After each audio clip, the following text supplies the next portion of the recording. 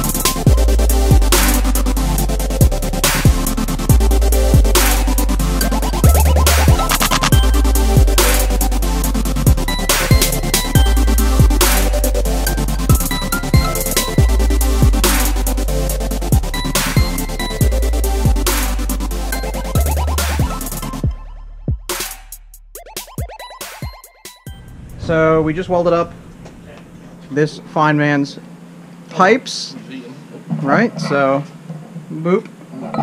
So now we're going to bead roll it. Very important on a turbocharged car to bead roll your pipes or do some way to keep them from blowing off. Here at Haltech, and personally, best way to do it is to use this bad boy. Vibrant Performance bead roller is one of the best on the market, probably the best that I've ever used personally. So, shout out to Vibrant.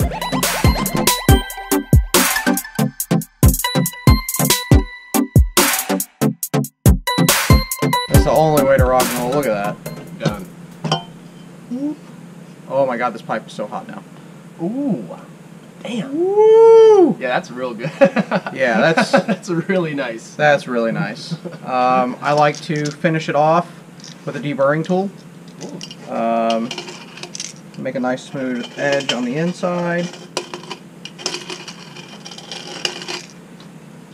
Oh, fancy, man. Deburring tool, like $8 at Home Depot.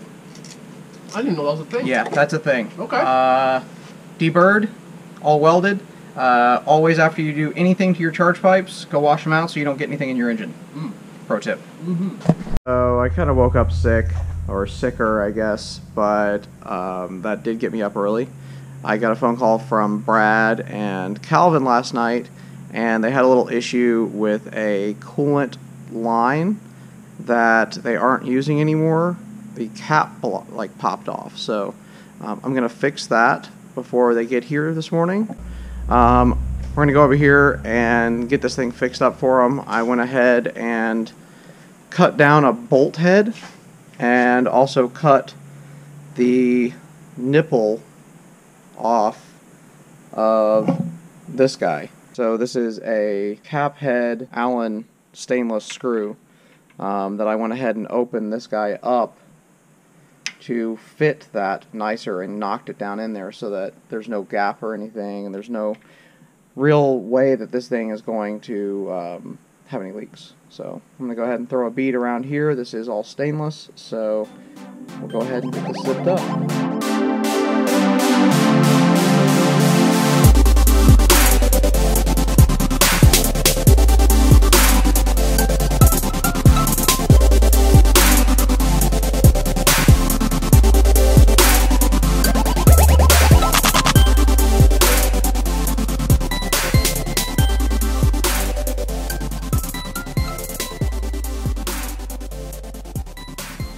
The material was a little bit dirty, but I think we got it pretty good. Turned out pretty nice. A little more color than I definitely would really want, but it's better than a hole. Alright, so I'm going to close the video out here, and I hope you guys enjoyed watching us fix the stuff on Kalvin's 300CX with the 2J. There's going to be a lot more of where that came from, and please let me know in the comments below what you want to see at PRI. I'm going to be going, like I said, I'm going to be talking to a lot of cool people, and I'm going to show you guys some new products that I'm really stoked about, and talk to a few people you probably know. So stay tuned, like, share, subscribe if you haven't yet, and definitely comment below. So let me know what you want to see next. See you guys later.